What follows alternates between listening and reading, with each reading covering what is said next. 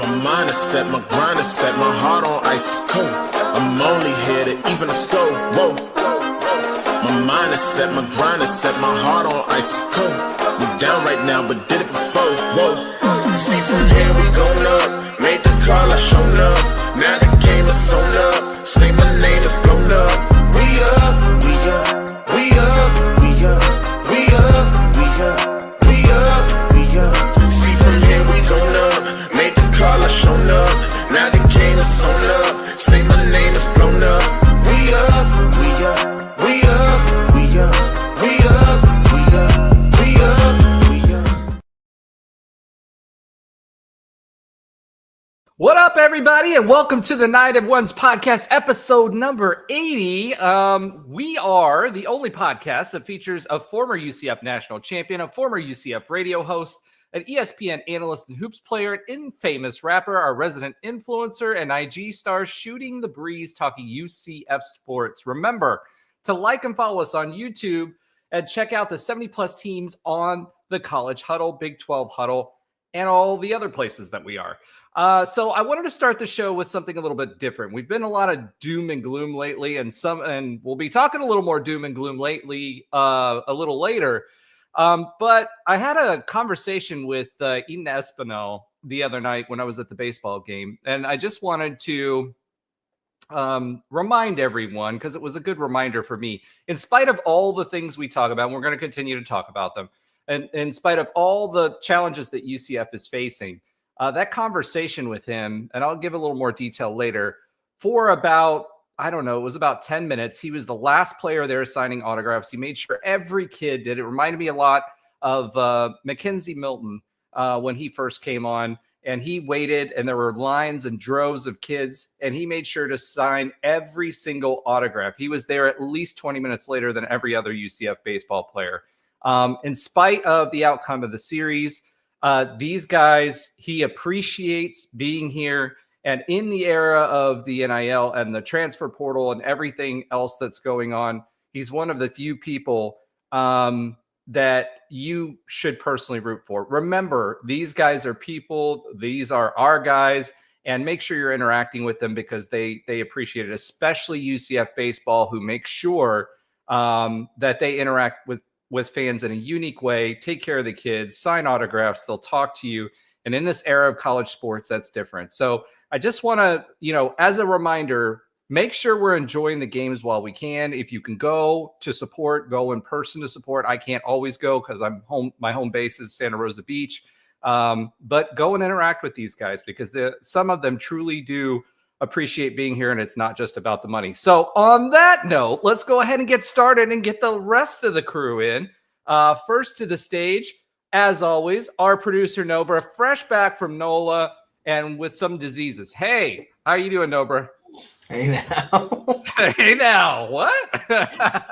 Welcome back, dude. We missed you last week. I can tell you it's not fun producing, editing, and doing all that other fun stuff. So as always, just a quick reminder that I appreciate what you do. Let's get that patented hair flip. All right, there it is. All right, next to the stage, the tallest man in all of UCF podcasting, my good friend, and the guy I got to hang out with and have a beer this weekend, Ben Stout. Welcome to the stage.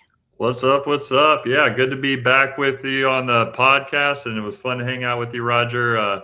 Had the whole fam at the UCF baseball game this past weekend. My son got to run on the field with his teammates and be introduced at their positions and all that. He got a high five from Lex Bodeker. It was a great day on Saturday, and we got to watch the one win of the UCF series this past weekend, and it was a great eighth inning, and a good time was had by all Knights fans on Saturday night. Yes, and I had my $2 hot dog and 2 IPAs. 3-2-1 deal, man. 3-2-1. There we go. All right, next to the stage, someone who needs no introduction, Trey Neal. Why don't I get an introduction? Well, because you don't need one. I just said that.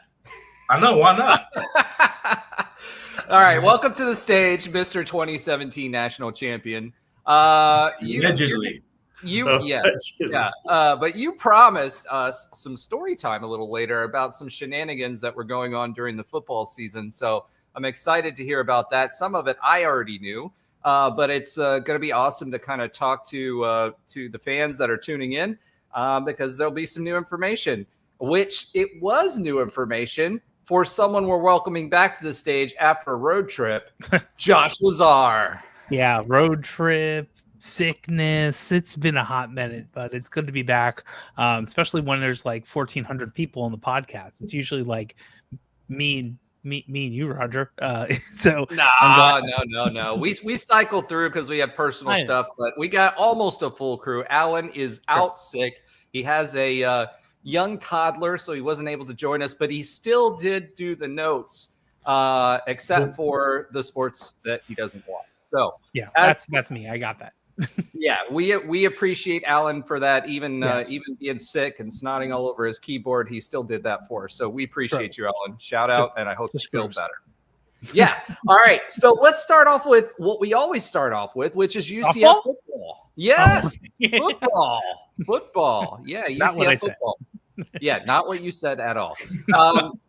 That being said, UCF football is gearing up for their first open practice, so make sure you're keeping that on your calendars. UCF actually this evening just released a video, if you have not watched it yet, and it shows the progression from Scott Frost being here, some of the clips that you probably have seen, and then a bunch of practice footage and some highlights from the coaches. Zach Duvall made a cameo, but it was really, really cool to see and be reminded of all those guys entering back. But again, the key and the messaging here is this is all foundational, right? These are a lot of new guys. They talked about the challenge of, how this era of football is different, but they're pushing them. And that's the most important piece of this is that they're learning, they're getting the foundational pieces put in. They're not quite there yet, but they're learning. So what we've told you all along is don't get too used to the guys that you're seeing. We've got the portal coming up. We'll go out and get some guys as well, but they seem to be doing well physically. There's not much else to report at the moment. There's still some recruiting going on, but not a whole heck of a lot. They're focused on spring. But I wanted to start with a little bit of story time with Trey.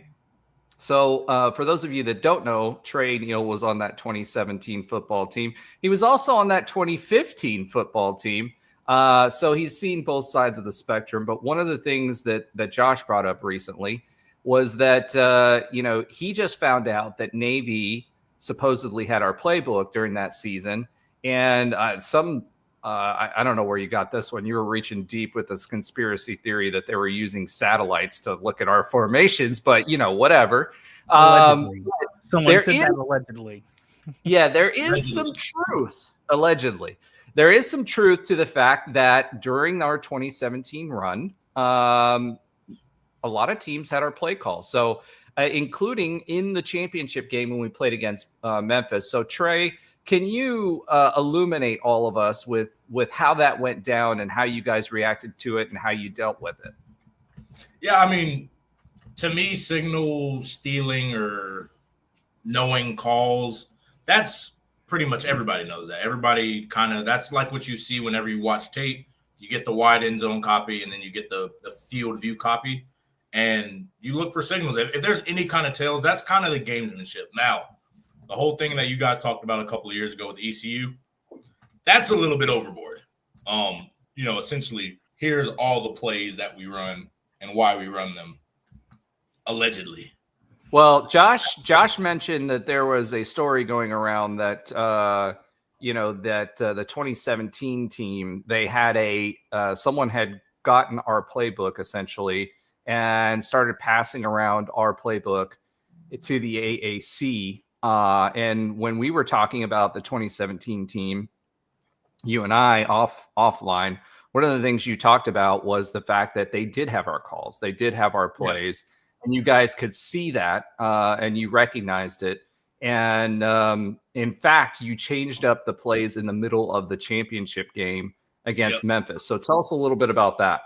Yeah. And how many schools had it? Like, was it everybody who played? I don't know. I don't know if they had like our hard copy playbook. I don't know that. I mean, I'm not going to be like, hey, Memphis, do you have our playbook? Yeah, we have it, Trey. Like, I don't know if they actually had it, but I do know they had our signals because we would call certain blitzes with our hand signals, and every single time they checked out of it, and they were like Riley Ferguson, who was a quarterback at the time, was looking directly at Pat Jasinski, who was he's the mic backer, he's the one that set the calls. He was looking directly at him, and they were checking out of it to the perfect play that would run away from the blitz. So it was smart. I mean, again, and I remember going to the sideline like, Coach Chins, they're calling the blitz away from, or they're calling these plays away from the blitz. So he's like, okay, well, we're going to change it. You know, not thinking they know our plays and our signals. Maybe they just know a tendency. You know, maybe we do a boundary blitz a lot more. So, like, okay, we're going to flip it and just go to the field. Didn't matter. They just ran it the other way. So I'm like, okay, they know our calls. So Coach Chins literally was like, you guys remember, I forgot what week it was. It might have been SMU where we were giving dummy calls. We did that that was the first week we gave dummy calls, where we'd signal something, but we would scream a different call. So, for example, we'd be like, this is quarters, like you're flipping a quarter. Yeah. We wouldn't say we're running quarters. We'd be like, whatever coverage we're running something different. So they would check thinking, okay, they're running quarters, we're going to run this play to beat it. And they wouldn't do that. So we essentially did that versus Memphis. And, yeah, that's how we ended up starting to get stops. But, I mean, those guys were just uber talented. So they still scored. But, yeah, that's what we had to do. We had to legitimately change our calls mid-sideline, and we had to change who was giving the signals. Because, again, they have people dedicated on that sideline to looking at our guys with signals. That's kind of what started. We had like 5 guys giving signals, and I know people know about like Oregon when it first happened, they'd have the cards, and you don't know which one they're reading off of. That's kind of the reason why you do that, is because you never really know which one to read off of. Because on defense, when you do a card, you can know what card to look at, and then you can go to the signal. When you do signals, if a coach is doing this, for example, and then everybody on defense is doing this, the guy on the sideline's like, okay, this is the coach giving the call. He's the one giving it. And then the other coach is giving dummy calls, whatever. So that's why we ended up having to stop doing that. And that's why cards are very much in tune now with what people do instead of actual coach hangs. And they still do some, you know, just for specific things, but not necessarily the actual defense. Well, now that things are changing and the Mike linebacker now is equipped with a headset, how much do you think that that's going to eat into that ability? Yeah. And then pretty much it's going to prove whether you have a playbook or not, because if they can't steal the signals, then the only way they know what you're doing is either tendencies or if they know like the playbook. So essentially what play you're running. Exactly. Yeah. So yeah, and that's the best part about having, in my opinion, the green dot, which is whoever is the one calling plays most of the time is the mic. Because he can just get the signal in and then just turn around. He can yell it to the guys in front, yell it to the guys behind him, and run the play. The only thing is with college, it's so much up tempo. I mean, you have, Coach Heupel's super up tempo offense. You're going to see, Coach Frost, he's going to mix in a little bit of that high tempo offense. That's where you want to have some kind of way to communicate quicker, because with the dot, it turns off and turns on at a certain time. So a coach might not be able to get it in the play call that he wants when the offense is already getting set up to run another play. Like there's a delay in that communication. So I like it. There's times where, again, going against faster teams, you might have to use the sidelines again, but for the most part, you don't really have to use signals. You communicate, and that's what. I mean, there are small signals that we do amongst each other, but you'd never be able to pick up on it as we know what the entire defense is doing, from the D lineman, what gap they're going to be in, to the back end secondary. Like, you would never be able to know that. It'd be smaller things, which that would be more, game planning and tendency based. Yeah. So when we're talking about it, I just want to talk about this quick point before we move on to some other things. But, the quarterback on offense, he's doing the checks. Correct. He's, moving alignment, changing the blocking, doing all those things. The Mike linebacker is the quarterback of the defense. The safety is the quarterback of the defensive backs. How much checking and adjustments is that Mike linebacker doing, other than running up maybe to the lineman and moving them over a gap or doing something like that? I mean, it depends on how you structure your defense. I know early on with Coach Frost, he put a lot on your Mike linebackers. So that first year was Dimitri Brim. He had a lot of checks. I mean, he was checking the fronts. He was checking the outside linebackers. He was checking sometimes the safeties. Hey, I'm fitting here. You fit there with calls. And then as the defense started to develop a little bit and we start to get, year 2, year 3 in the system, you don't have to put so much on the mic. Your safeties can tell the mic, hey, this is happening. I'm going to be here. You fit off of that. And then the safeties, obviously, we take control of the entire secondary, so coverage calls, all of that. But yeah, the mic has to know everything. Obviously, the more that everybody knows, the easier everybody's job is. But the mic has to know what's going on in front of them. He has to know what's going on behind them. Safeties, we kind of just really need to know what we're doing in the back end. Safety, I was always taught since I was a kid. You're the last line of defense. Nothing gets past you. So that's my number one priority is making sure there's no deep plays getting beat. There's nobody can beat me deep. And then after that, as I get, more into the playbook, start understanding what we're doing, hey, okay, I understand what the outside linebacker's doing and the linebacker's doing. This is where I need to be, and this is the timing I need to be. A lot of it is more just timing more than everything, because you can get to some places too early and the running back makes a cut off you, but because you're so early, the linebacker's in the wrong spot. It's a lot of that to where I really, to be honest, when I'm watching the games live, I don't really know most of the time who messed up because just the way the angle is. When I go back and watch it and I can see it, replay it 2 or 3 times, that's when I know, okay, this is why XYZ happened. This is why it was this person's fault. So the mic ultimately has the most on his plate. All right, one last question because of the Memphis thing. You guys ended up winning that game 55-62 off of, the back of some defensive backs play. I don't know who he was. I don't remember. Griffin. Yeah, that guy. So do you feel like, obviously Norvell was known. He was always prepared in any game that we played. In the first half, he always had a script. And it's not just the first series, like the first half, he had a script and always had special things for us. But do you feel like that Memphis game and that championship game, considering they did have the calls, do you think that's why they scored that much and why we settled in and kind of took back over in the second half, or were they just that good? So Norvell, as I've always said, and we've talked about this with our, all the guys, Norvell as a play caller is, like you just said, very good game planner. That's what we'd say. Going in, we call it the first 10 plays for his instance. It's this is what we're running the first half. He's very good at that. Where he, in my opinion, has lacked is just the second half adjustments. And it's hard. It's not like this is an easy thing to do. It's because we go in and make adjustments, but it's not that he doesn't know the adjustments. It's kind of understanding those tendencies of when we call this play versus when we call that play.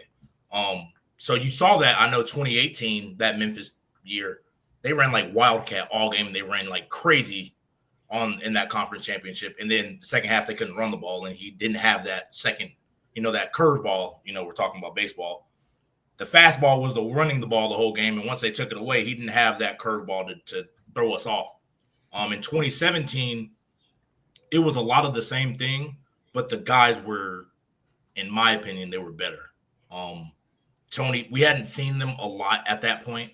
I think that was the second time versus, that conference championship game. They'd seen them 4 times. And the reason I say that, you understand how guys run. You understand, are they run with power? Do they run with more speed? Are they, that's the kind of thing you get a feel for your play, the players as you play, Memphis every year. Same thing with USF. We played them every year. So we don't say that word around here. Take that word out your mouth. We say the cows. The cows. We understood their players because not only did we play them in high school, we played them every year. So we knew what they did. Memphis, that first year, the first game we blew them out. So we were like, they're good, but they're not, as hyped as they were. And they came out with a great game. He came with a great game plan and great curveballs that put a lot of what we did in conflict. So that's why they scored a lot of points, because the offensive game plan was great.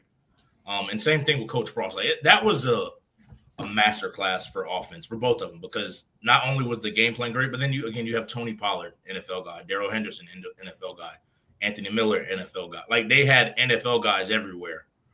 So did we. Yeah, and so did we. Yeah, So like it's just who wins that rep. I mean, you had Mike Hughes, first round guy. The game one against Anthony Miller, he had like maybe one catch for 6 yards. Anthony Miller takes that personal, him being a top flight NFL talent. Game two, he didn't beat Mike Hughes that whole game, but he got a little bit of him throughout that game. And that's just happens when you're, again, a first round pick versus second round pick. That's going to happen, So yeah, I think it was just at the end of the day, somebody has to make a play. The game has to end. It's not going to end in a tie. So again, if I was just in the right place at the right time to make the play, if I wasn't, I think one of our guys would have made the play or somebody on Memphis would have made the play. That's just how it would have ended. And that's just ultimately that's what the third, fourth quarter felt like. It was just it's me against you. I'm good, you're good. We're all really good players. Who's going to make the play when it matters? And then that's just how it shook out. Yeah, and you just happen to catch the ball in the end zone. Yeah. I don't know. I still to this day do not know why he threw that.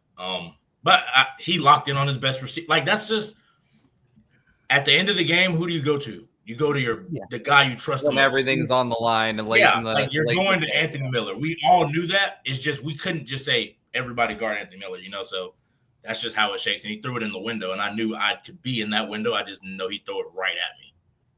So.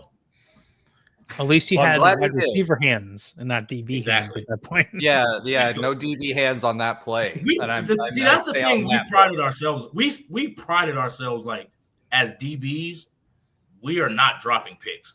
One, because you're not getting. They don't throw the ball to you. So how rare do you? How rare is it that you're going to be able to make these plays? I mean, we might get a good game is 2 interceptions, whereas on offense they complete 25, 30 catches. So. We prided ourselves on ball drills, and I mean, we talk about all the time being ball aware and ball.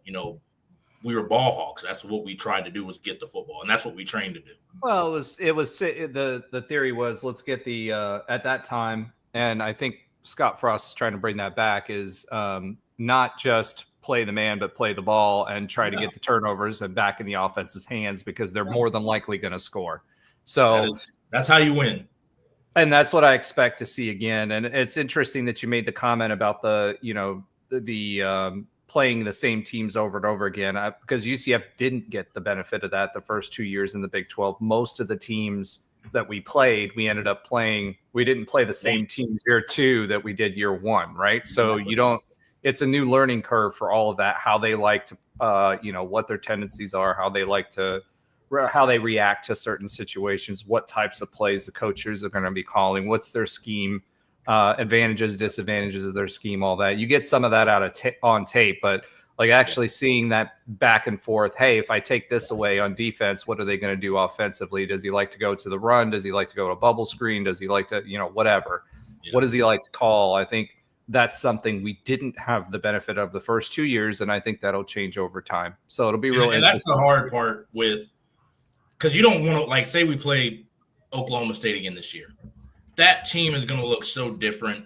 That playbook is probably going to look different. Like, you're not even going to look at what we did when we shut them down, with Ollie Gordon and those guys, because that whole roster is pretty much flipped over. And that's another hard part was just NIL, the roster turnover. Like, it's so much harder game planning-wise. It's just, it'll be interesting. I've always thought it was interesting how guys do it now. Just because the turnover and you don't see the same guys anymore. Yeah, 100%.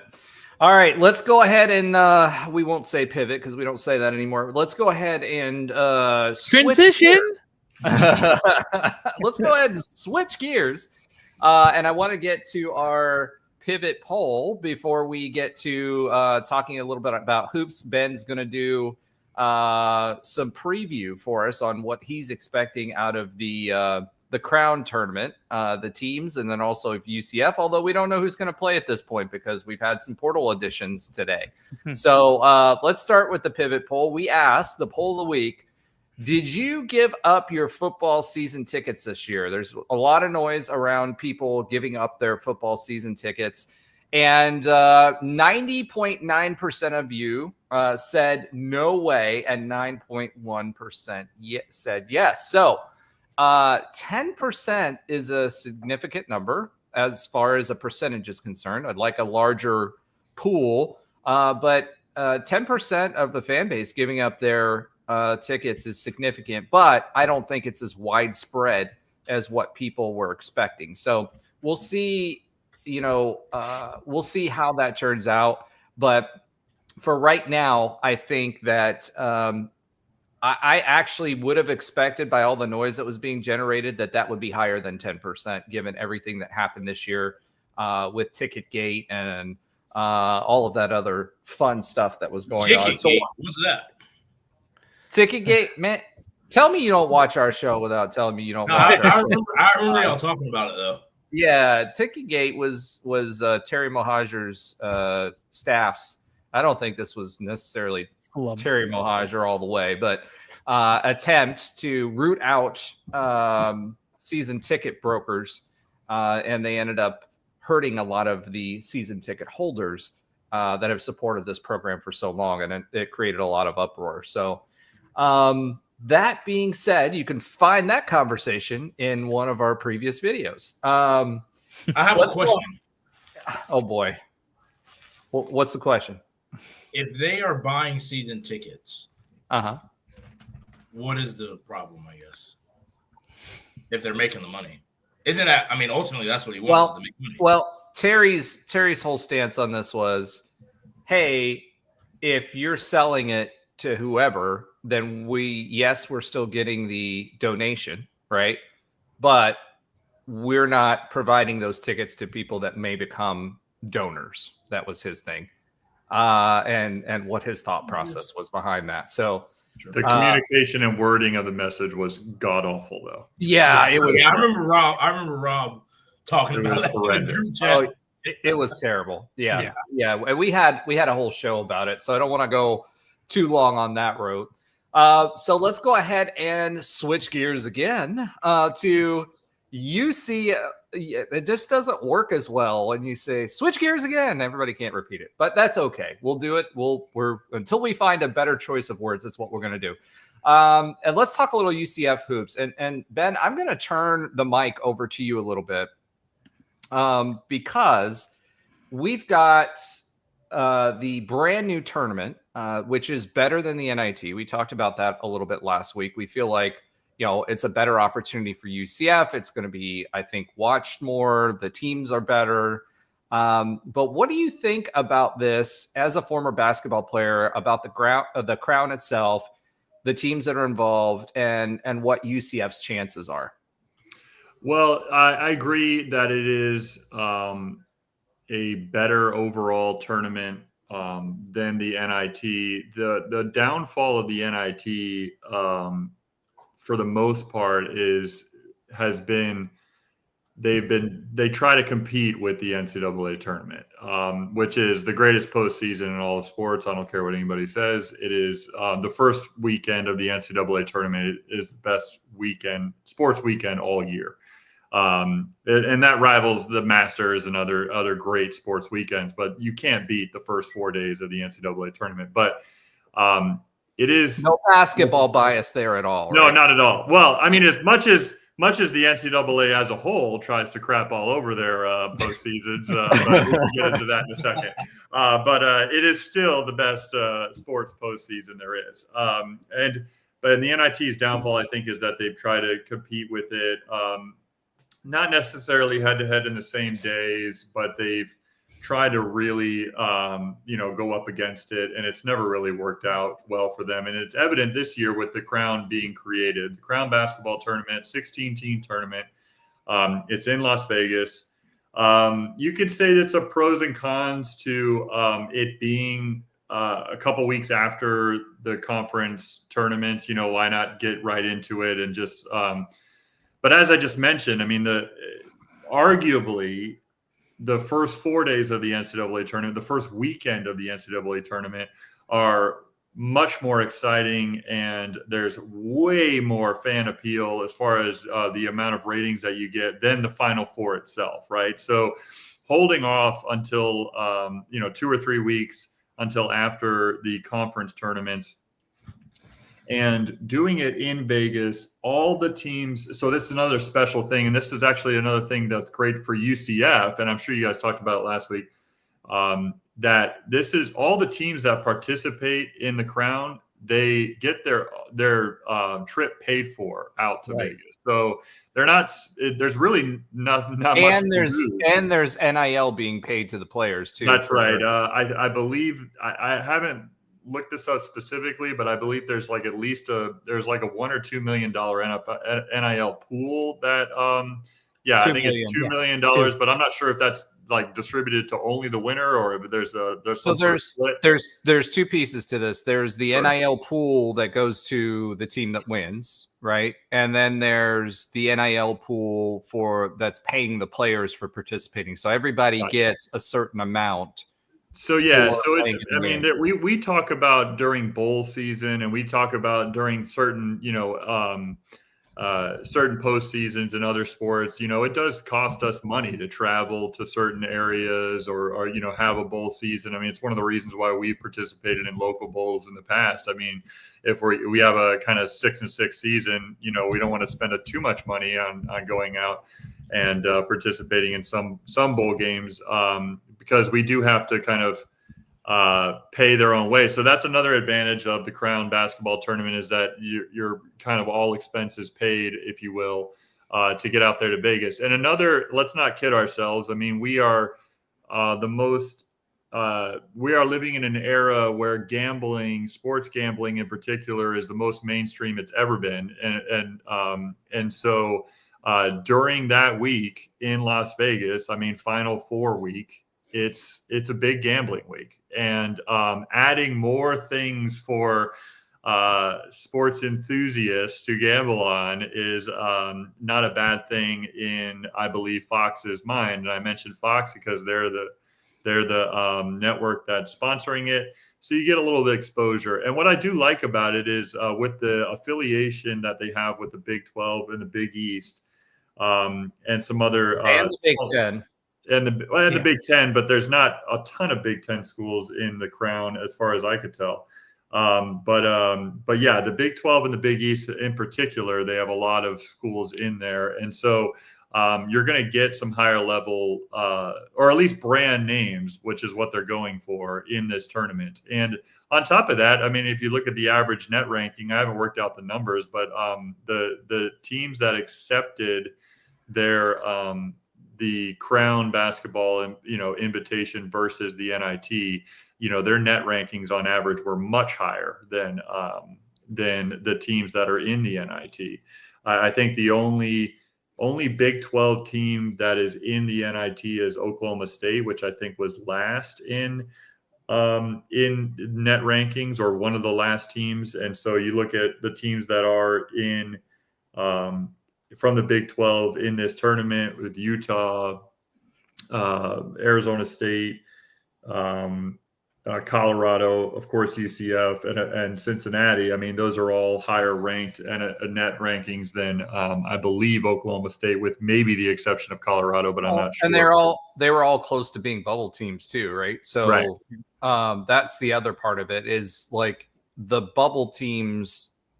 The NIT, you had the previous structure was the NCAA tournament, the NIT, and then the CBI, right? Right. And so, NIT was kind of like for those bubble teams or those teams. And before in the past, when you didn't have the transfer rules and stuff, you wanted to play those extra games to get more minutes for your guys, right?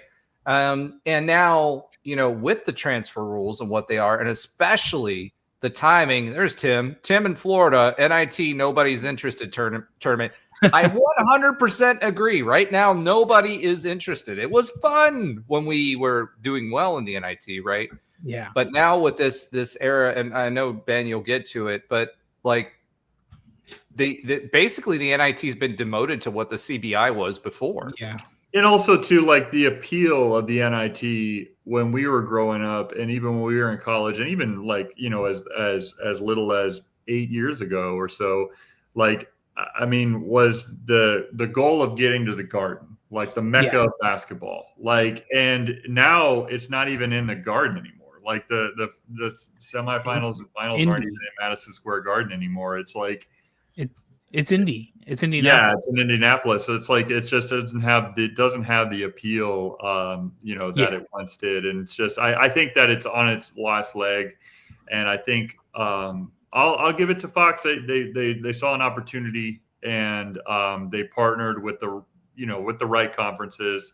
And they're their properties, right? So ESPN, they also have the NIT, ESPN owns the NCAA tournament, and we'll talk about the tournament here in a minute and the SEC's influence. We started that that conversation last week, but I feel like Fox almost had to have something to counter the NCAA tournament. They had to. And the original concept was that the bubble teams from the Big 12 and the Big 10 had to participate.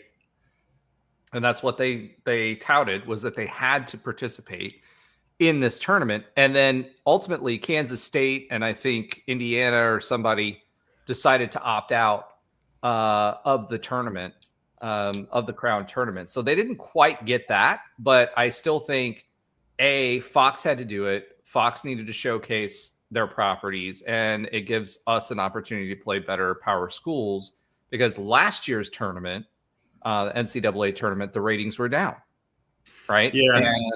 And a big part of that was because of the brands that they were trying to make it. And you see that in the NCAA tournament as they're trying to push brands. I think Fox needed a counterstroke, and that was the brainchild of this. Yeah, and also, again, just the smart, relatively smart timing of it. It's all during the Final Four week, starting on Monday on March 31st, and then ending on April 6th, which is, of course, the Sunday before the Monday championship game. They do have the semifinals on that Saturday, which is the same day as, of course, the Final Four, but it's not competing, timing wise. The games are earlier in the day than the Final Four games. So there's no direct competition with the Final Four games. And so I think it was smart the way they went about it. I don't know how much longer who knows how long this is going to be around, but I think it's a good, they put their best foot forward. That's for darn sure, with the Crown basketball tournament. And I'm glad that UCF is able to compete in the postseason. What makes the Crown probably even more interesting than any other tournament is interesting, maybe the wrong word, but just to see what the roster makeup of these teams are. I mean, we all know we're recording we're recording live. Obviously, it's Monday night. But if you were listening to this later, it's Monday night, and the portal opened today, and so that's just strange timing for the NCAA tournament, let alone a tournament that is happening in 2 weeks from now. And we can get into that in a second, but I was just going to say that we do play Oregon State on April 1st, and I know you probably mentioned that last week, but we do play them on April 1st. The game's at 5:30 on FS1, and so we get at least one more UCF basketball game this season, which I'll take. Yeah. Question is with who? So one of the things that we were worried about was the timing of of that. We also talked about the timing with Johnny Dawkins, and if there was a decision that was going to be made there, and you had talked about that decision needed to come sooner. And it looks like, by all accounts, I think we mentioned last week that this means that Dawkins will at least ride out the final year of his contract. However, the Crown got a whole lot less fun today. We were talking about Sellers and whether he was sitting out for a reason after he aggravated the injury that he had early on. Right.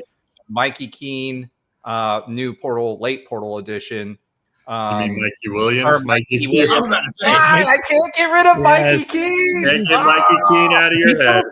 Anytime we say Mikey, it always goes No, to Mikey Williams at least stay for the postseason conference tournament. Well, you know, listen, we unlike talked Mikey about Mikey. We talked Oh, yeah. about Mikey Keene for like 2.5 years, right? So I still can't get away from that. But yes, Mikey Williams, Sellers, Niels Mahowski, Tyler Hendricks, and Rokas Joseph all entered the portal. So the question is who's going to participate? Because I don't see those guys risking an injury before their NIL, especially Sellers and Mikey just coming off an injury playing in that game. So, I mean, Niels played pretty well the last game of the when we played in the Big 12 tournament, right? But he isn't a huge loss. Tyler Hendricks was our glue guy and gave us energy off the bench, especially late in the season. So that kind of sucks. And then you got Rokas, who didn't give us much either, but at least it was some front court depth. But he was hurt either way. So, I mean, who do you think they're going to play? Do you like, who do we who are we tuning into? I do find it interesting that certain other high-profile scorers from the Big 12 or top scorers from the Big 12 was not on this list. I was kind of expecting him to go into the portal as well. But what do you? It doesn't mean he can't. It doesn't mean Yeah. he won't. I mean, I know. The portal is obviously open as of today, March 24th, and it is open for 30 days this year. It was 45 days last year. It's open for 30 days this year. So it's April 22nd is when it closes. So that's well after the Crown basketball tournament. That's a couple weeks after the NCAA tournament. There's, with the things that we just talked about, a little bit more exposure for a team that's not in the NCAA tournament, the NIL, free trip to Vegas with the NIL implications of it. I think that beyond the 5 that we just mentioned, I think our roster will be pretty intact for the Crown. After that, I think it'll be like any other portal season, and I think that we'll have a lot of turnover. I'd be happy if Keyshawn and Mustafa stayed. I'd be a little surprised if we kept both of them. I might even be surprised if we kept one of them. That being said, I think they're going to play in the Crown. And in regards to the 5 that played, I mean, Sellers was obviously our leading scorer last year. He had a lot of great things to say about UCF and why he stayed, and Coach Dawkins and why he stayed. Like he was kind of our off-season cheerleader. He was our recruiter from a player perspective, along with DJ. I mean, he's certainly, him and Darius Johnson, I think, probably deserve some credit for recruiting certain transfers to come to UCF last offseason. That being said, obviously Sellers hurt himself in the exhibition this year. He has, he only played a couple of games. And so with the ability to, capture that medical red shirt for another season, it looks like he's not going to do it at UCF. It is what it is, or at least at the very least, there is no penalty. Let's be honest about this. There is no penalty to go into the portal at all. I mean, there's no penalty. All they're doing is just throwing their name out there and seeing what comes back. I mean, a guy like I would be shocked if those players I just mentioned, Keyshawn and Mustafa Chiam, like, why wouldn't Mustafa Chiam just throw his name out there? He's probably going to get about $2 million.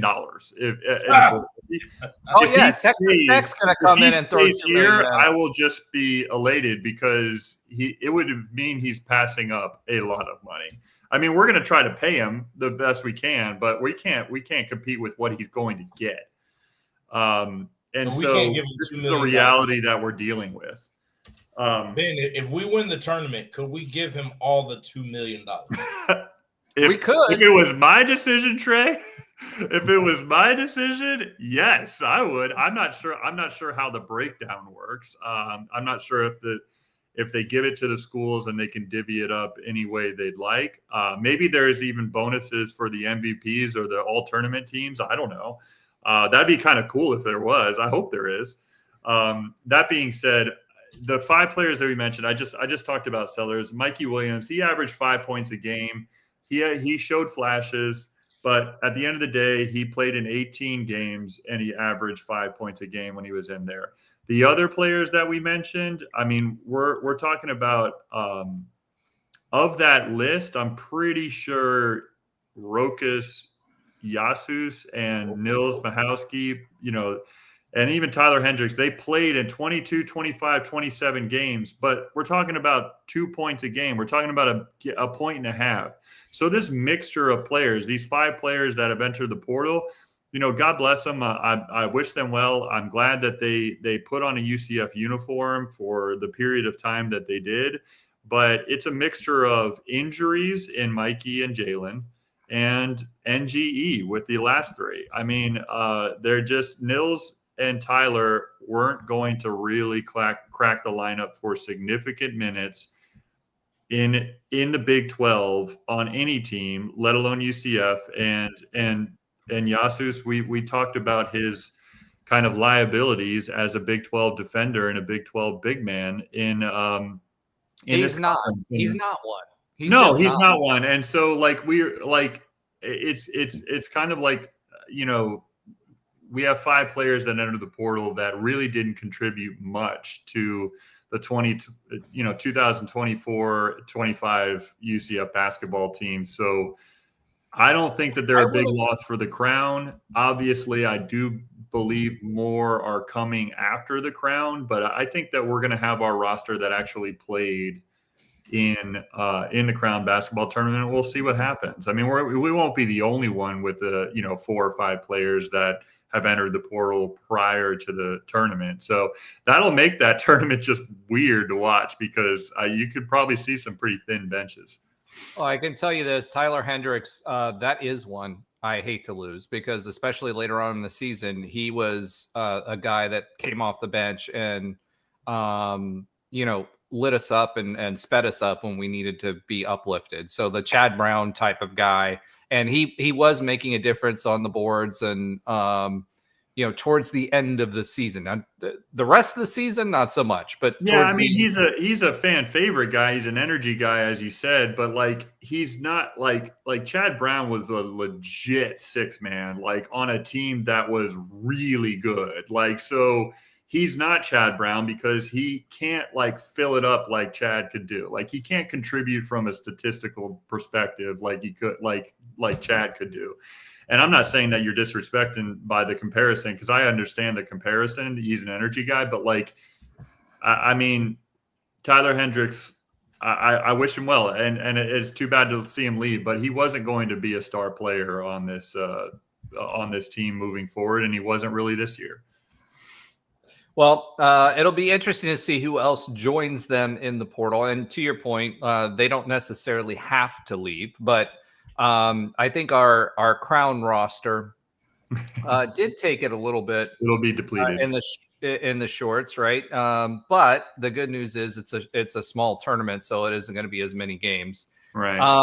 The timing of all of this, we were having a conversation outside of in our text talk, which we'll get back to in football season, where as a whole, I think this is indicative of.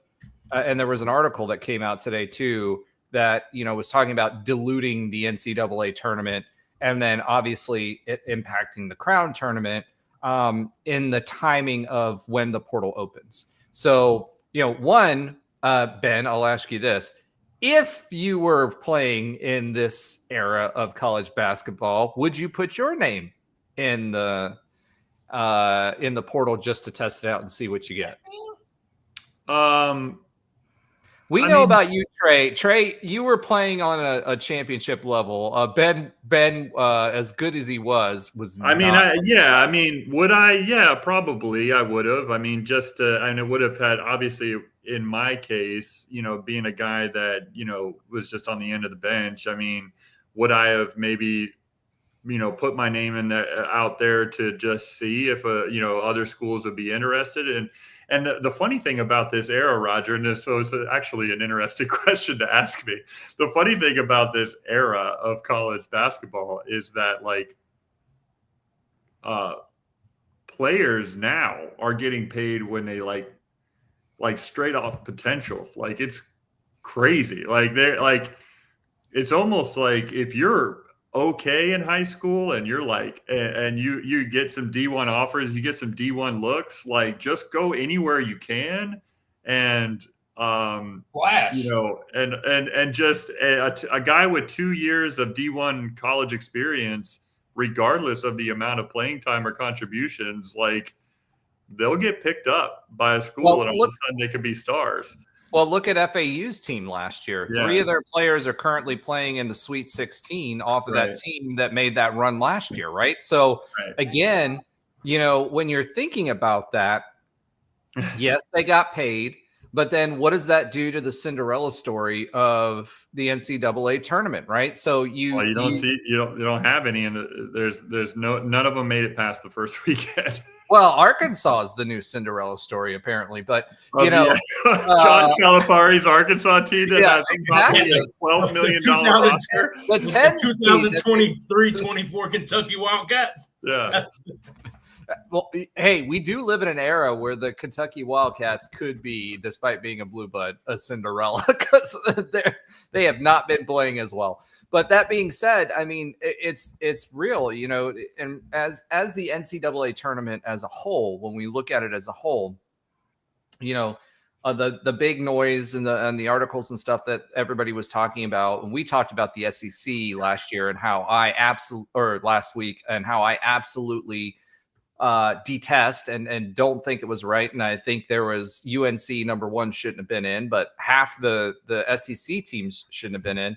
One, that vacuums up seats and opportunities for other teams that are good enough to do that, right? So they had 14? Did they have 12 out of 14 teams or something like that in the tournament? It was something ridiculous like that, right? They had the most teams in the tournament. That's opportunities for other schools. Yeah, that's other opportunities for other schools to make it into the tournament. You had UNC. You saw what happened with UNC versus West Virginia. And now you're starting to see that trickle down in combination with the NIL and the portal into these teams. If UCF had the teams that we did in the AAC, where we had success under Johnny Dawkins, the Taco Fall times, if we had success like that with BJ and Taco, there's no way that team would have stayed together for those 4 years. It just wouldn't have happened. So what do you do?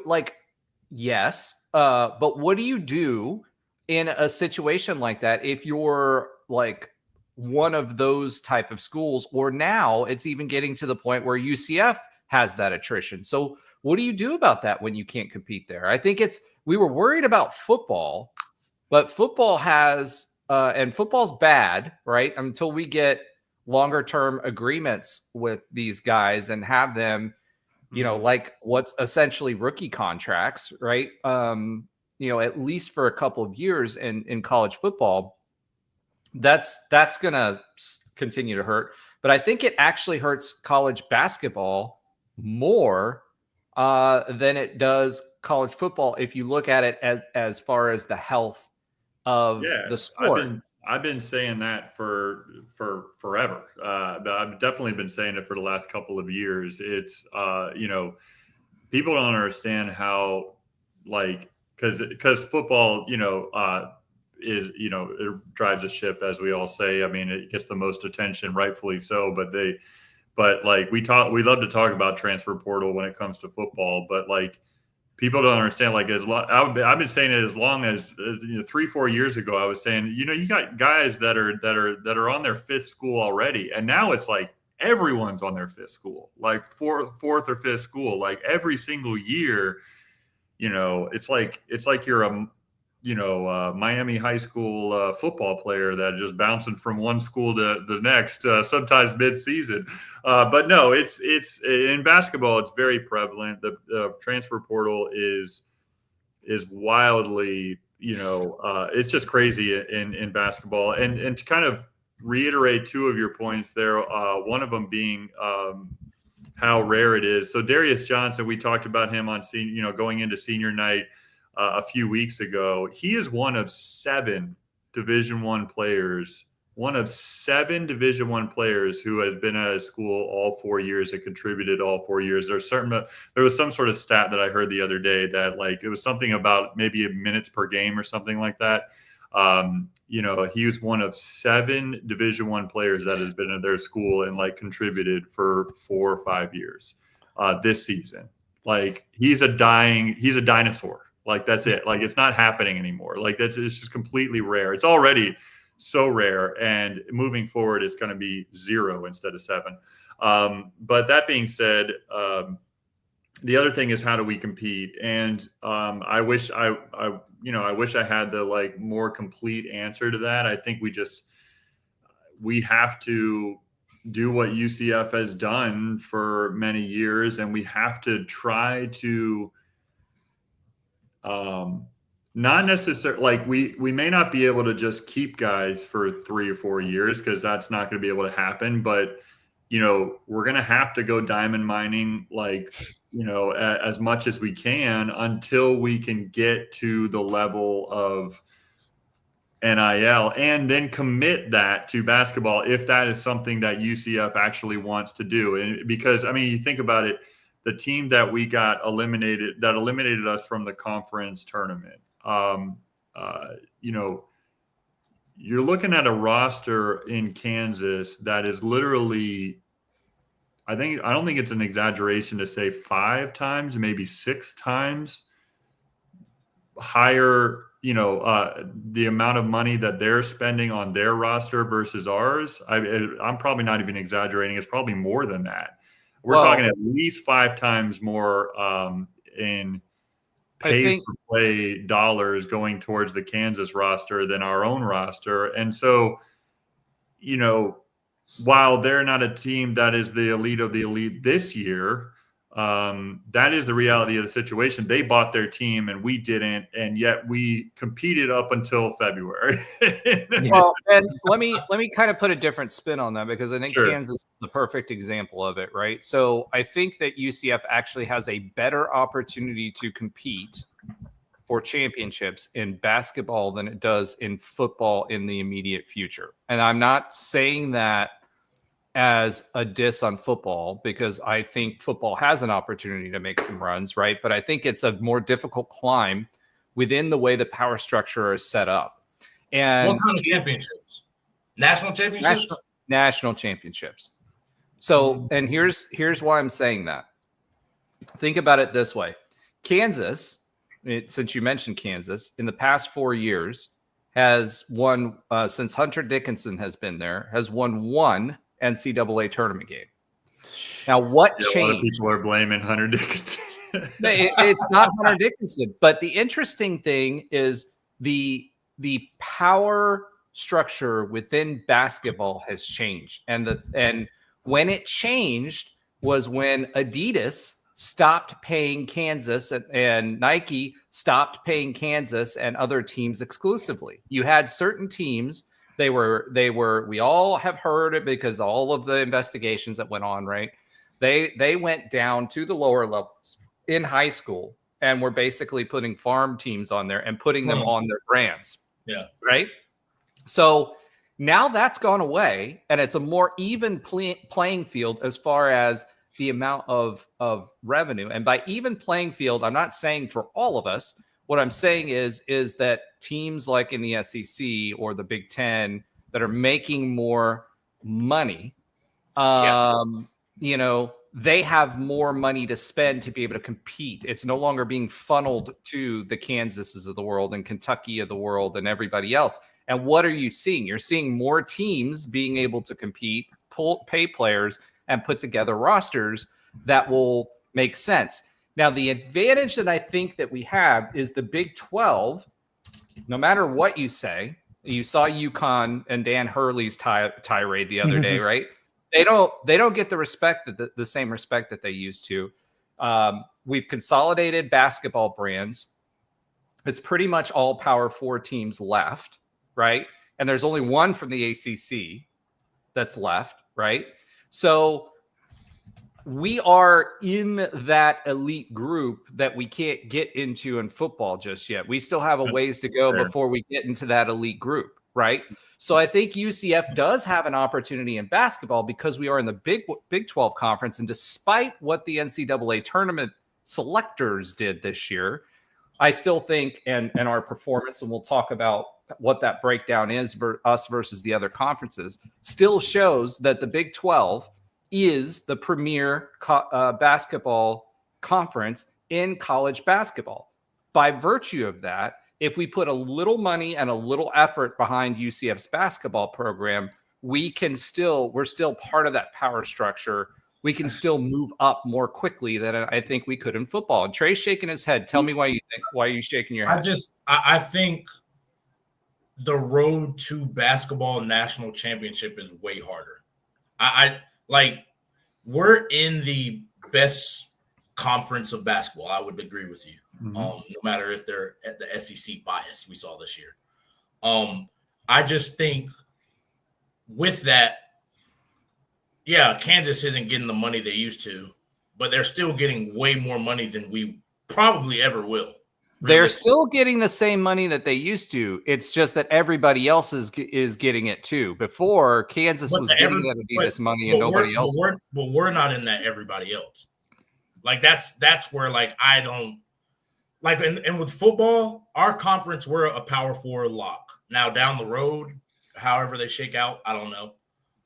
But as this current structure, if we win the conference, we have a bid. And realistically, we have a bye week. That's how it's going to shake out. So you're talking about what? You're talking about 8. So we'd have to win 2 games to get to the national championship, 3 games to get to the national championship. I don't think with basketball, I think the road as far as we have the biggest avenue. I just think it's hard to beat Houston when they're putting so much money in their basketball. It's hard to beat Kansas when they're putting so much money, and we're not. That's why I don't see. I think. Imagine where did we fall this year as far as in the conference? Oh, we fell. The bottom dropped out towards the end. Yeah, and I'm not saying that we had a good. I think we started off strong. I just think we fell out. But best case scenario, what would be best case scenario in this conference realistically? You mean the next few years? Yeah, I give a 4-year window. What would be the best case scenario in the 4-year window? Well, I'll be honest with you. We don't care. And here's why. One, Johnny Dawkins, and I'm going to say this, love Johnny to death. I've said it over and over on here. He needs to go. We need a different coach that's going to fire these guys up and play basketball from a system that works. 2, you only need 2 really high profile, great players to make a difference on a basketball team of 5 and raise that level up, which I have confidence that we can spend that money. 3, to get into the NCAA tournament, you only need to be in the Big 12 top 7 or top 8 in the conference. So you don't need to win the conference. Year, you don't even have to do that. Yeah. Yeah. So I guess how do we get, you're saying, get 2 high profile guys? How do we get that with money? Because these high profile guys go to the most money essentially, or they go to the schools that are going to churn me out one and done. How did we get Mikey Williams? How did we get Jalen Sellers? How did we get all of these other guys? Everybody knew who Mikey Williams was. We need to not confuse high profile to high performing guy. We can find the Keyshawn Halls that lead the conference in scoring, even though they weren't in a conference like this prior to that. We can find the right guys. I agree with you. It just needs to hit. It needs to hit. It needs to come together and at the same time. That's the thing. It's I feel like we had some of the right talent, but didn't have the right mindset this year to get through some of those. I don't think we had the right coach. I understand. Trust me, Roger. I understand that. I actually agree with you to a point, because the roster construction wasn't great from a mindset standpoint. Like we didn't have anybody except for one guy new to the program that actually bought into the defensive concepts that I know Johnny Dawkins is coaching in every single practice. There was one player that was new to this roster that bought into those concepts, and that's it. Everyone else is going to play offense. And I guess my point is the system didn't work. Defense does win championships in basketball too, but I think we need a different system. I think we need more fundamental basketball. A system that we can plug a high score into. But let me finish where I'm going with that, Ben. I mean, this is the same conversation we had a million times. I'm agreeing with you that it wasn't right this year. I'm just saying that we don't need to beat a dead horse on whose fault it was. No. But Trey's question is how do we get there with what we have? Let me throw some numbers at you. A national championship, mind you. Like that. Yeah, like I know that, but let's get to the NCAA tournament. My question is what guy realistically are we comparing to? Hold on. Could we have a team that could? What would we put together to beat Trey? Let me answer your first question because this is what I was building towards. Right. So you said, how do we get to that national championship team? Right. $64 million was our budget when you were playing at UCF. That's what AD Danny White was working with. Right now, we're working with a $98 million budget. Okay. That budget is going to go up again. So we'll be at about $115 million budget. So UCF will have gone from 64 to 110 to 115 million. In addition to that, a lot of that is going to go to pay the players, right? So the rev share concept, right? Which, by the way, has not been approved by anyone. So we're already gearing up for the rev share. We're going to do the rev share, but it hasn't been approved officially, just so everybody knows. We're going to have $20 million that we're going to split among the different sports. Basketball is going to get more money. It's a question of concentrating the money into certain players, and I feel like a coach. If we get a good enough coach that has a good enough system, we can get players like Jalen Sellers or Keyshawn Hall, and then a couple of maybe like a Mustafa Chiem or something like that that's difference makers that will win at a level that can be competitive for a national championship. We've seen it with other teams. So that's, in my mind, if that's the plan, that's how I would get there. But we will have more money to play with. I know we keep talking about money, but we got to quit comparing the money that we have right now to what we're going to have. I got a comment for that. I just want to hear what Trey has to say. Because listen, I know I'm not the biggest basketball guy, but like I've watched our team, and I think Sellers and Keyshawn Hall are really good players. But Thiem, great player. That looks night and day when I watch Duke. It looks night and day when I've watched Florida, when I've watched Auburn. Like, I'm not even talking about like the middle. I'm talking about like the true national championship contenders. Those teams are going to churn these rosters every year because they have the money to do it. They have the funds to do it. They're going to keep doing it. So, like, it's not going to be like, oh, Duke's going to slip off one year. Yeah, a Duke slip off might be they get eliminated in the Elite Eight, or the Sweet 16. No, I mean, look at what's happened since you're bringing up Duke. What happened since Coach K left? They're about to. They aren't the same team, but they might win a national championship, right? Like that, but that's what I'm saying. Like you're talking about with $5 million in flag, right? Yeah, Coach K had them GOAT level all-time school ever. Now they're just still probably one of the top 2-3 schools in the country. Like that's like, but even Coach K lost as a 3 seed to a 14 seed in the NCAA. And I'm not saying a one. That's what I'm saying. Like I think a magical run. What makes the tournament so great? I think the last thing I'm going to say about this, because I mean, people should know who know me. Like I've come around on the whole Dawkins thing. It is what it is. Like at this point, it is what it is.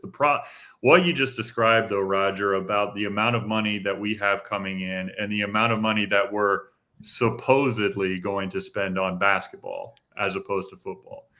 Here's the reality of that situation as well that you haven't mentioned. I'm not saying you haven't thought of it. I'm just saying you haven't mentioned in this conversation.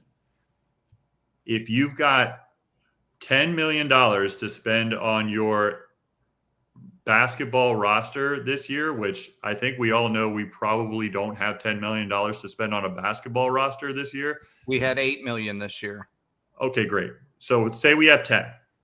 Yeah. Are you going to spend 10% of that to get rid of your coach and then spend another 20, 30% of that, 40% of that to buy another coach or entice another coach to come?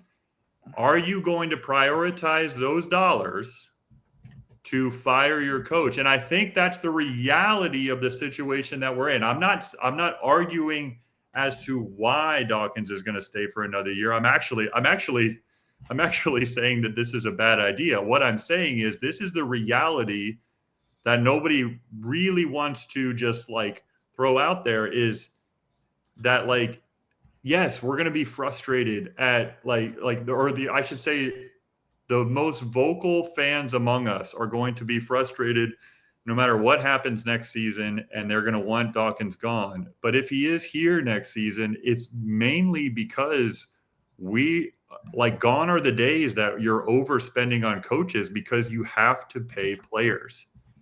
So these coaches are locked in. Like, you're going to see more and more of these coaches taking less money, or the buyouts actually meaning something or whatever, because the reality is you can't tie yourself to a coach. So so you asked a would you rather, right? And so my opinion on that is you buy the coach first and then you build the team later. Sure. Because it's just not going to happen at UCF this year. It's just not. Well, it's not about this year. We're talking about how do you build it. And you asked what a general would you rather. And I think for me, if I have the opportunity to spend a little bit more, hold on, hear me out. Because you asked. No, I didn't ask that. I didn't ask would you rather in a long-term building. I was talking about this season. Personally, I would burn the $1 million and go find a coach, but that's just me. It's not gonna happen though. I understand that's what you would like to do. I'm just saying it's not gonna happen. It's not going to happen at UCF. Well, that's not the reality we live in. Yeah, but you asked that question, and maybe you were asking rhetorically. But to me, if it were up to me, I believe in leaders. Whether it's in business or anything else, they make a huge difference. You can have the best players, but if you don't have the right guy leading those teams, the right guy could do more with less than the other way around. So personally, I think it's time to start with a clean slate, and the sooner that we get that started, the better. So I'd rather take it in the shorts now, get our next guy, because that would be if I were AD for a day, right? That would be my take on it. I think that's the frustration that UCF fans on the whole, especially ones that want Dawkins to go, which again, I've come around on. I've accepted that reality that he's not going to be a long-term leader for us. I think that's the frustration that a lot of us are feeling is like, it feels like we're just keeping around for one more year. It's like a lame duck year. And it feels like we're like giving away next season if he stays. And it pains me to even think that way, because obviously we all love Dawkins, and I do as well. I mean, he's a great guy, and I think he's an incredible leader of men. It just, the system wise, it just hasn't quite worked out here. No, and the February slide is just too many years in a row of it. It's been within nil and outside of nil, like outside of Taco Fall and some of the people from the previous regime. What are we seeing? We're going to TCU and seeing an NIT Final Four, which we can't see anymore, and lose to TCU, which I hated because I had to do that. Right?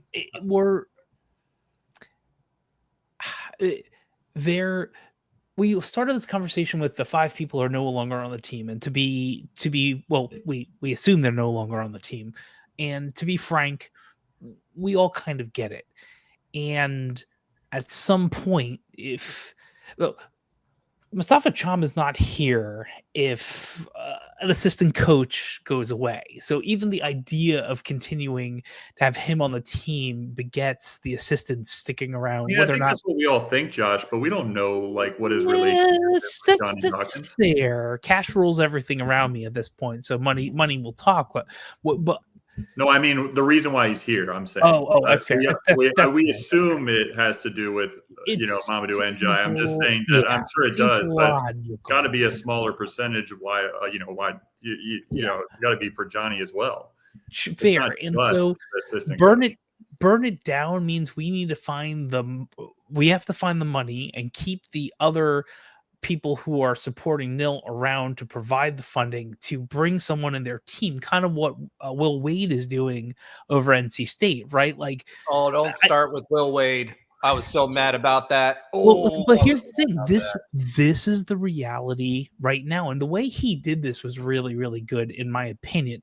That team, like, I picked against Murray State, think of the mentality that this would cause, internal annoyance or whatever.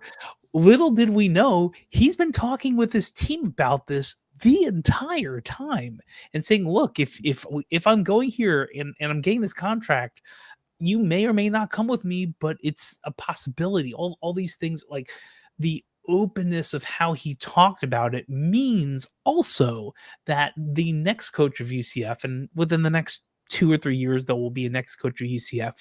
We need to have the money in the bank, if you will, to bring them and the people they want to bring along as players too. So I tend to agree with where Roger's at. Rip off the Band-Aid, let's just do it. But there has to be something else that is a hindrance that isn't Johnny, that's causing us to more than likely keep the one more year. I also note that at this point, having a 4-year contract or any of those things within specifically basketball, maybe even other sports, doesn't even matter anymore anyway. I don't know if anyone is ever getting a 5 or 7 year contract outside of big names like Patino or Pearl or Calipari and people like that, because you can just get rid of them in a year or two and buy another team if there's enough money in the market. So I feel like for UCF, what's going to happen is we're not going to rip the Band-Aid off. We're going to have another year. You'll hear us in 2026 frustrated in the same exact way. And then the Band-Aid will come off, and then maybe we have enough money and donors to do something. The other thing too, from the money thing that we haven't talked about in a long time, is that the Big 12 is, and UCF is looking at a cash infusion from investors. So, and we're serious about that. Other conferences were looked at for that. They kind of declined, but the Big 12 is looking at that. And depending on what the situation looks like, come in the mid 2030s, right, or even at 2030. I think we're gearing up for that now. So it'll be interesting. And some of that will go to basketball because it is the differentiator for the Big 12. I mean, look at the ACC. You got one team. And let's look at the results. The SEC all of a sudden got 14 teams in or whatever it was, right? They have 7 teams left. And that just goes to show how much of a fraud that was to bring in that many teams, right? Well, we have 4 left. We're doing fine, right? I mean, we had 7 teams in the tournament and 4 left. Still left, yeah. Right, but I think if the SEC still has the most teams, like I would rather have the most teams in. Yeah. And you lose half your team, but the SEC still has the most teams in the tournament left. Well, now, you also started with 14 teams, so the law of averages. I mean, if we would have had West Virginia in, which should have gotten in over UNC, right? There would have been a 5th. I have no doubt in my mind that the way West Virginia was playing towards the end of the season and with the defense that they were playing, they would still be in this still be in the conversation. If you lose 2 of those 14 SEC teams, well, UNC is the ACC. So it'd be 1. I get that. My point is that because they had so many in, and in my opinion, not many deserving because they lost in the first weekend, right? Not in the round of 32. right? They didn't get to the round of 32. I don't know. Like again, Well, Georgia lost I think to a it's good Trey. team. What I'll say, Trey, is that like Texas getting in at 6-12, like 6-12 in your conference, like you're 6-12 in your conference, and you got in. First off, the SEC plays 2 less conference games than the Big 12 does, and you win 6 of those 18 games. You win a third of your games in conference, and I don't care how much better the top of the SEC is marketed to be, but the middle to bottom of the SEC, not even like they're the Big 12 and Big 10 are right there with that conference. And the fact is, like, you're going to take a team like West Virginia, who has, many more. They had more quad 1 wins, had more quad 2 wins than UNC, then Texas. Like they had a better resume, and you put in Texas because they're Texas and because they're the SEC. And the same way with UNC, and I think because UNC, I guess who was the head of the selection committee, the UNC AD. You can tell me what you want. It's just like UF, or we were talking about back in the day when Strickland was head of the playoff committee, right? Yeah. I guess tell me what you want, but that influence. My ultimately, like, it's just like I don't see how we can rival these schools, because again, ultimately, this first conversation started. You think the basketball team can win a national championship before football? I just don't see how in basketball, because basketball is so centered around star talent, whereas football, it's a lot more team oriented, relatively speaking. No, you still want to have elite players. Football is the ultimate team sport, in my opinion. And now you still have to have elite players in position, but it's a little bit easier to get them. Whereas, again, to my point, how can we compete with Duke and Cooper Flag and all those guys? Not saying we can't beat them one time. I think anybody can lose once. Yeah. I'm just saying, if we were to have to play them in the national championship, we'd have to rally off 4 games, then beat a Duke who has been essentially built. It's been paid for them to get to this point. How could we do that year in and year out? That's what I don't see. Well, I don't think Roger is saying. I don't want to put words in your mouth, Roger. I don't think he's saying we're not going to become a blue blood overnight. No, I'm just saying, the point is Houston. And I don't know if I necessarily agree with it now that there's a 12, maybe 16 team playoff eventually and all that, because you're right. I mean, we've got more chances to now get into the postseason that would lead to a national championship in football. So the thing about basketball, though, Trey, is that like in the conference that we're in, we win 10 games, we win half of our games in the conference, and then, a couple of good out of conference games, like we build enough resume to make the NCAA tournament. And what we have found in the NCAA tournament, we've seen it even like with teams like FAU a couple of years ago, like there are like, if you can get in, you have a chance. And that's where the two sports just kind of differ. You can have long runs in the NCAA tournament that may lead to the finishing it off. I mean, I'm not necessarily, I have a hard time saying which one of those sports would be the first of UCF. Golly, I hope we get to figure that out for real, at some point in the next decade. But I'll take either one at this point. Yeah, we would obviously take either one. The last thing I'll say is that we don't know what's going to happen after the Crown basketball tournament as far as UCF basketball goes. We don't know what's going to happen with our roster. And quite frankly, although we can try to project all we can, we actually don't know what's going to happen with Coach Dawkins either. True. And so I think that what we need to try our best not to do is every name that we heard of 2 weeks ago for the first time ever that gets hired at a bigger school because he coached a school to the NCAA tournament and that team's eliminated now, and now he's getting promoted to a big, SEC school or a Big 12 school or a Big 10 school, like every name we freak out and we say, oh man, I wanted that guy. Like you heard about him a month ago, like chill out. Like, I think we all need to like chill out. There are a lot of good coaches out there, a lot of good young and up and coming coaches that can make an impact at UCF. And I hope we turn the page and maybe go after them this offseason. If we don't, then I'll be honest, I'll be a little disappointed that we're not going for it, or at least perceived to not be going for it as immediate as this offseason.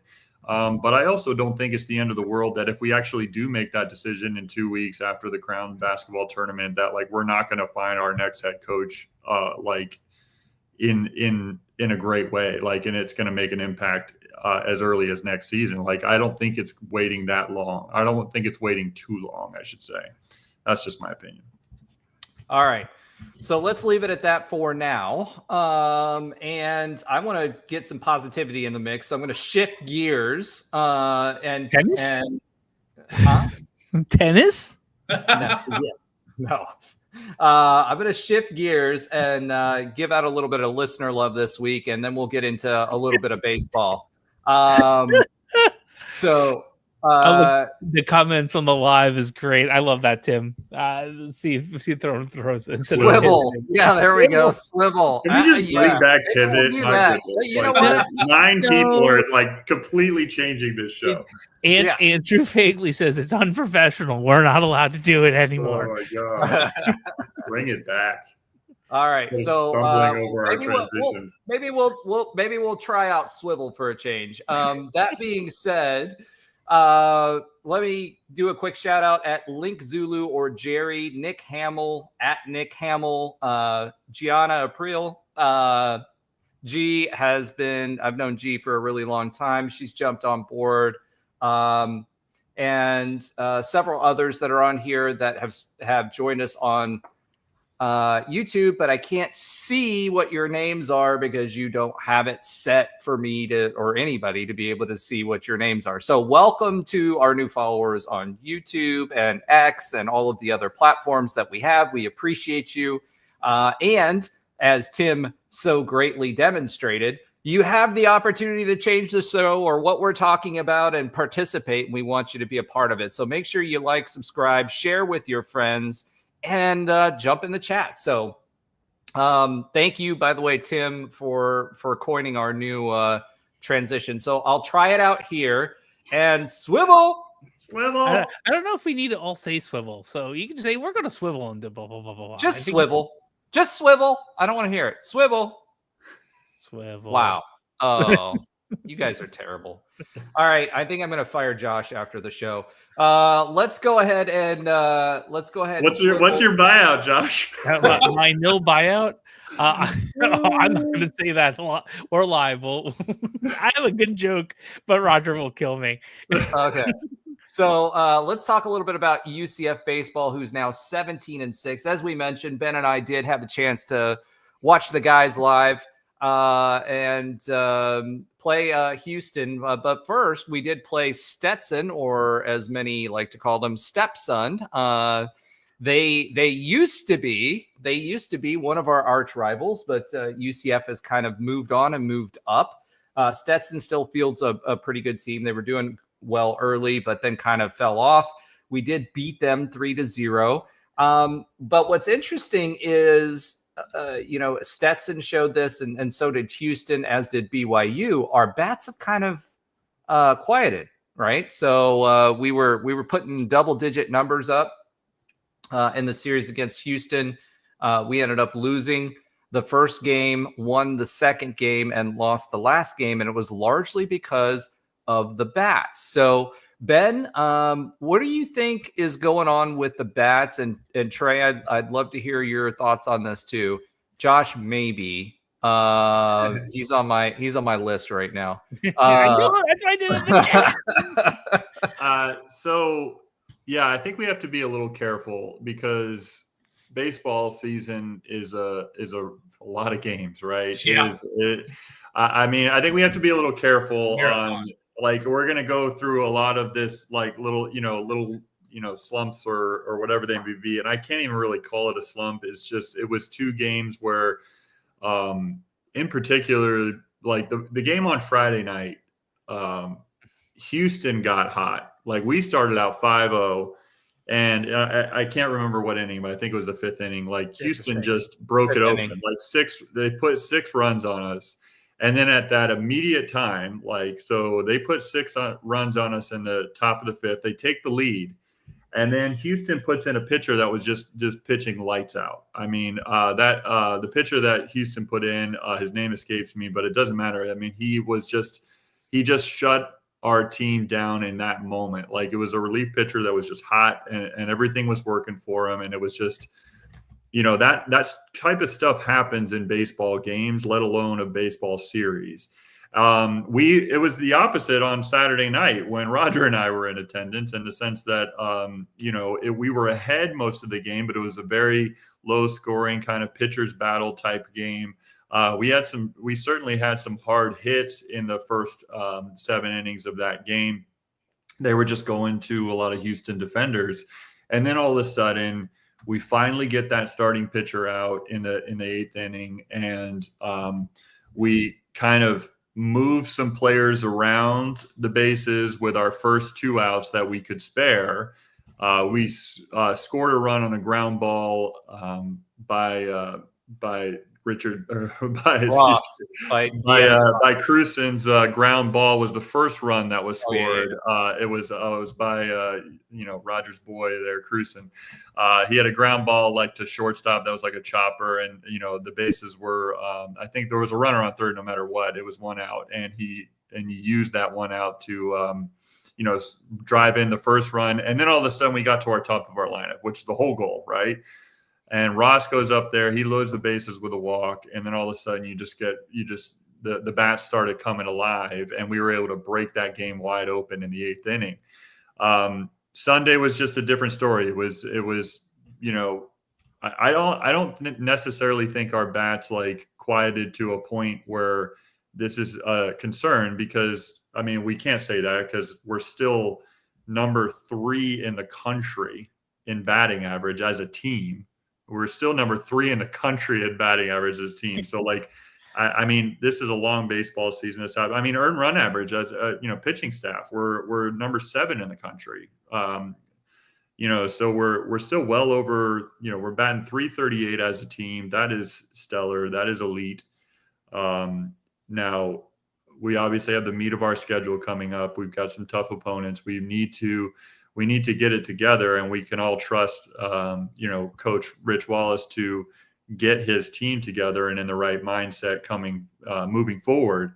But I don't want to read too much into our first series loss of the season. It's a long season. It's 55 games, and we were able to take one of them, but unfortunately we lost the 2.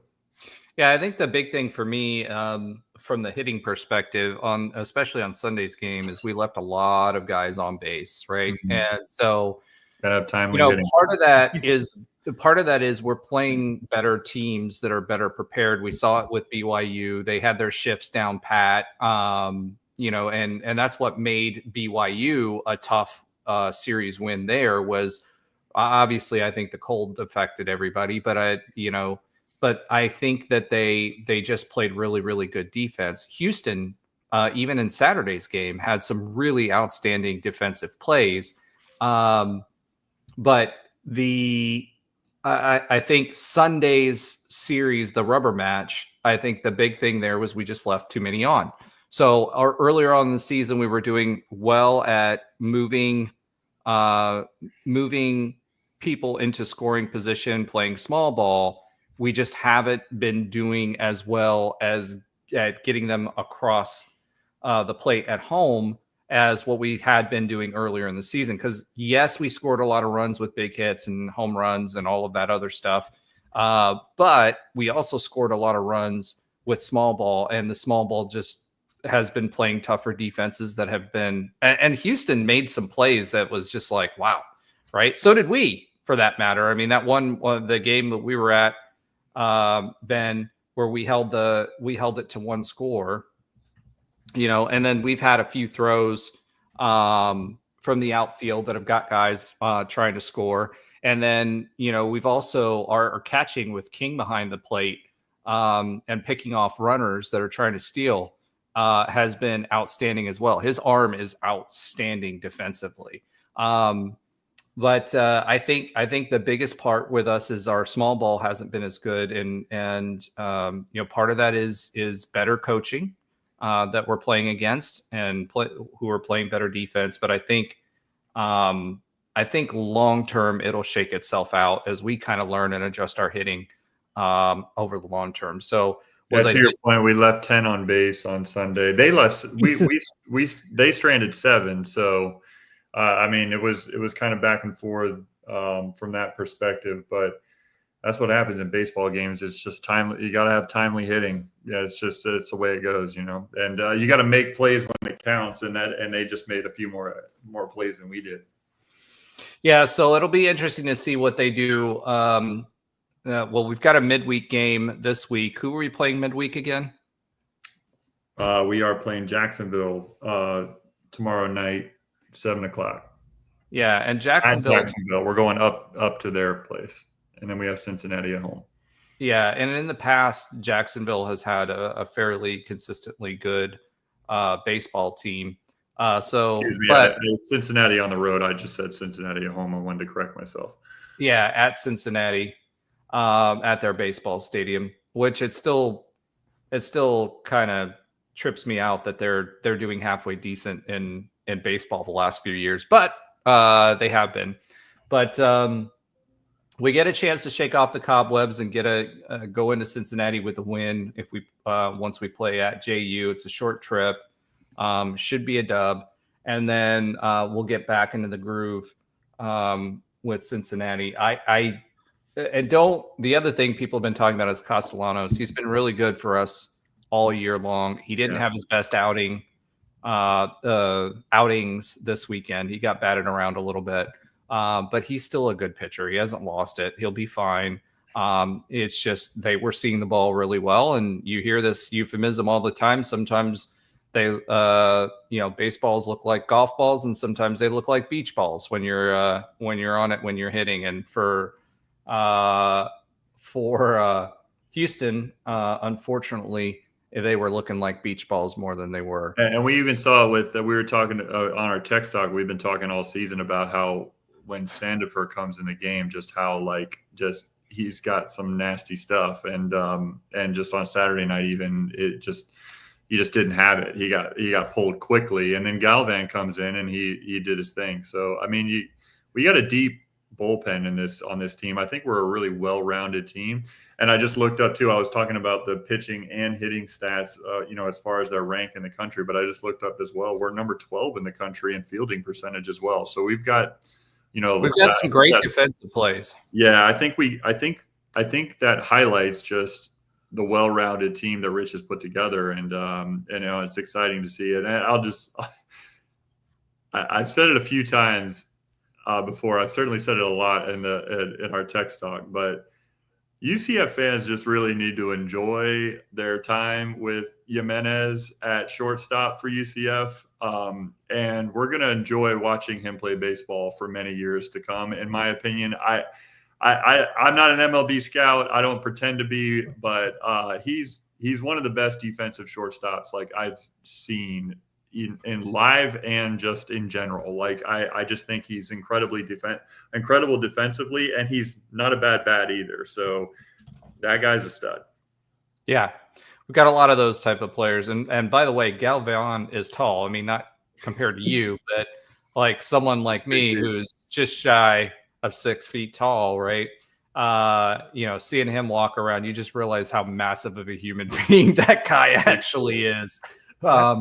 That's most baseball players, right? When you expect basketball players to be tall and you walk around them, you're like, oh yeah, like Ben, right? Baseball players are a different breed. They seem like, you think sometimes there's 5'9", 5'10" shortstop, and they're still not anymore. Players. Yeah. And they're Aaron Judge level at this point. They're all most of them are 6'1", 6'2" at least, right? So Aiden Espinal is an exception to that rule because he is shorter than I am, but man, does he have an eye for the ball. But yeah, you're right. And part of that too, if you watch our progression as a program, right, as we moved up from the AAC to the Big 12, the caliber and it's the same way with football, right? When you're in the AAC, you guys have some guys that are really, really talented, but they don't have the physique that you would. Look at the middle linebacker position in the Big 12, where we've got guys that are coming in that are 6'3", 6'4", 245 pounds. We didn't have that before. Our Mike linebackers were 6'1", 220, 215, something like that, right? So the caliber of athlete that we have access to now in the Big 12 in baseball is different. And a lot of that is they may be just as talented, but they are not as physically gifted. And our baseball team, all of them are 6'1" plus mostly, right? Most of them are 6'1" plus and strong dudes. So that was all what always struck me when we were playing like UF every year, right? Like how the physical difference between their players and ours, right? And I think now you're starting to see that we've upgraded from that perspective. All right, that's all we've got for baseball for this week. Let's go ahead and swivel to Josh's sometimes funny fact of the week. All right, Josh, what have you got for us this week? So, I was just thinking about what I do in our show notes, which is usually go into the sports that Alan does not watch. And softball didn't have so great of a week this week. And I looked ahead and went, oh, we're playing that team. In 2 weeks, we're playing Oklahoma twice. So I did some research on Oklahoma. You should probably know they're we're playing UF too, aren't we? Playing UF midweek this week, yes. Yeah, which is exactly. That's what we get for losing to Iowa State 3 times. So I was curious. Since Oklahoma is a phenomenal program, I have 2 questions for you. They were on a 36-game winning streak and lost against Missouri this past weekend for the first time. Correct. And this is part of my question. Since COVID, how many losses does Oklahoma softball have as of today? You got 1 because they lost this weekend to Mizzou. Only once. Since 2020, after the 2020 season. Man, I know they're good, but I don't want to go too low here. I want to say 7 single digits. 7? Okay. Trey, you're saying double digits? I said it's single digits. Single digits? Okay. I'll say 8. 7. Because they didn't win the World Series. They didn't win the championship every year. Yes, they have. They won 4 in a row. Have they won 4 in a row now? Yes. 3. COVID, I don't think really counted. I'll price is right it here, and I'll say the girls that graduated last year won the national championship every year they were in college. So I know that they've won the national championship for the last 3 years. COVID's weird, so they've won at least 5 of the last 7-ish. They have, including this year, they have 9 losses total. Since 2020. They're 205-9 since COVID. That's crazy. Can you imagine being a freshman on that team? Follow-up question. We were talking about nil. And anyone in the comments, I'd love for you to try to guess this too. Patty Gasso's salary, and she's been there since I think 95. How much money is the head coach of Oklahoma's softball team making a year? Rogers, get the coach first. We got $3 million on Trey. I was going to say 2.5. Okay. 2.5. A year, or is it a year? Oh, yeah. Jeez, I don't even know. I'm not good with coaches' salaries. I'll just say $3 million. I have no idea. All right. Amazingly enough, it should be. She got bumped to $1.775 million in like 2023. which is an insane amount of money. Tim's in the comments more than me. Well, that's the thing. More than all of us right now. Well, I'm looking to change that. Do we spend $2 million a year to try to get the best coach in the NCAA? Softball? No. Okay. We're not having this conversation again. We're not spending the money on softball. I know. We don't even have shade. We're happy with it. So, but, and truth be told, that's probably underpaid, but Oklahoma's been good, but they've been this good for the past like 10-ish years. Like I had to look back. I think 2014 is the last time they lost more than 10 games in a season, something like that. But that just to me is phenomenal. Like that's just that level of domination is hopefully we could score a run when we see them. Well, anyway. Since we're talking softball, let's talk Sure. a little bit about softball. Softball's talent in the circle is phenomenal. Mhm. We've got 3 Yes. really good pitchers, good pitchers, like elite pitchers, right? Yes. One a of freshman. them, At least one's a freshman, I think. yeah, one of she's them's a a freshman. freshman. And we also, and this is a point I made this past week, we also have a very young team as far as the hitting is concerned, right? So it's been kind of spotty, and it wasn't good against Iowa State. They will get better. This is we've had a lot of good success with Coach Bear, but we lost a lot of key pieces as far as hitting is concerned. And a lot of those key pieces we brought in via the transfer portal as well. So, some folks are questioning, okay, let's talk about who we brought in for the hitting coach, because our hitting coach changed this year too, a former baseball coach. A lot of softball teams are doing that, including the premier brands that are bringing in baseball coaches to teach or to coach hitting on softball teams. So I don't necessarily think it's that. I think it's more when it comes to freshman softball players, they're going to take longer to be able to hit at that high level, especially given the conference and the teams that we're playing. Even out of conference, we played a lot of high-level teams as well. Coach Bear likes to do that. So they will get better throughout the season. It just, they've just not been doing well. And it's a very young team. So expect that to get better. I mean, like the other weekend, the other weekend, they beat number 7 Arizona in the conference. Exactly. So, like, it's just freshman growing pains. Like, they can be really good one week and, again, get swept by Iowa State the next week. Like, that's the difference where you have a team like Oklahoma. Like, they're consistently good all the time. So, but we do have really, really good talent in the circle on the pitching staff, and they're young as well. And so that means they're going to be good for us for a while, because unlike a lot of the other sports, you are seeing more transfers in softball, but it's not as prevalent. No. Yeah. So, all right, let's go ahead and swivel. Swivel again. And it looks like Ben swiveled to the bathroom. Let's go ahead and do a quick update. Oh, there he is. He swiveled in his chair. Let's go ahead and do a quick update on other UCF sports that Alan does not watch. Josh Lazar, take it away. All right. Well, we already talked about baseball, and Alan may or may not watch that at times, so probably not. Let's talk about the 2 best teams on this campus. The 2 best teams on this campus are women's and men's tennis. So women's tennis is 15-2 in the season. Number 17, maybe that's going to go up soon. I didn't see the latest rankings yet, but they lost their first match in Big 12 play this past week.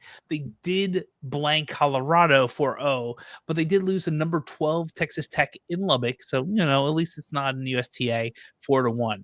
So we have 2 weekend games coming up. We actually have a third home game coming up soon too.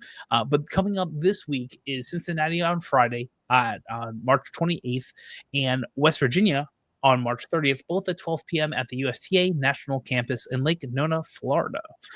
Now, men's tennis is number 11, and they're 16-6 in the year. They had a Utah road trip, which I'm sure someone talked to you, all of you, dear gentle readers, in last week's podcast. They were in Utah and lost 2-4 to BYU, probably because it was 2 degrees outside.